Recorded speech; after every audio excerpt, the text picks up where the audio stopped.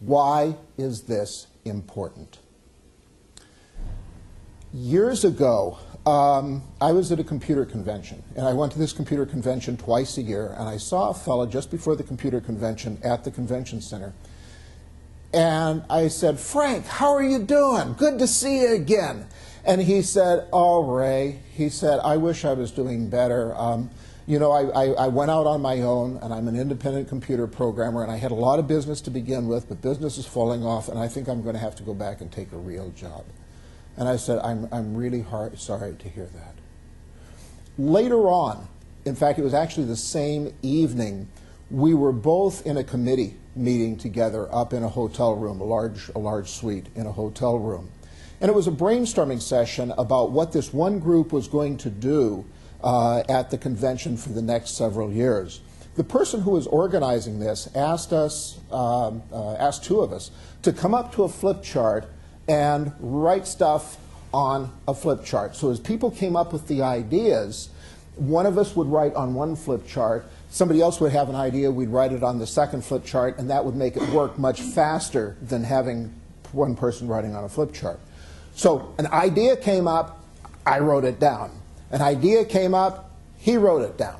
An idea came up, I wrote it down. An idea came up, Frank wrote it down, and then there was grumbling. "No, I didn't mean this, I meant that. No, he means this, I meant." And I look over, and I had listened to the words that they were using, and I watched what Frank was writing. And what Frank was writing wasn't similar to what the people were saying. Let me give you an example. It's as though somebody said, "We've got to raise money. We're going to have a bake sale. Let's sell soft chocolate chip cookies. Well, let's make sure that they're not peanut butter cookies because people are allergic to peanut butter, and so we have to sell cookies." And he would write, "No peanut cookies." Okay, so that would be what he wrote rather than when you... And I looked over at him and I said, "No, put down fundraiser bake sale." "Oh, okay, fundraiser bake sale." So what happened then from then on is somebody would give an idea, I would tell Frank what to write, I would write mine down, then for the next one somebody would say something, I'd give it to Frank, then I'd write mine down, and we'd go back and forth that way, but I was paraphrasing and there was no grumbling.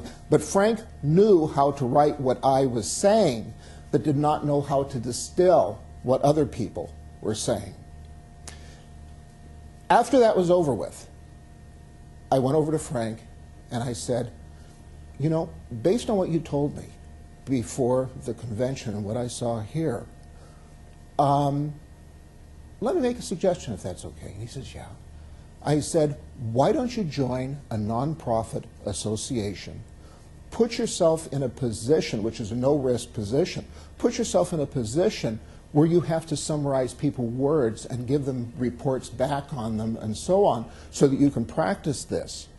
A year later at the convention, "Ray, I did what you said. It's wonderful. I've got my business back again." Because apparently he was not delivering to his customers what the customers were asking for.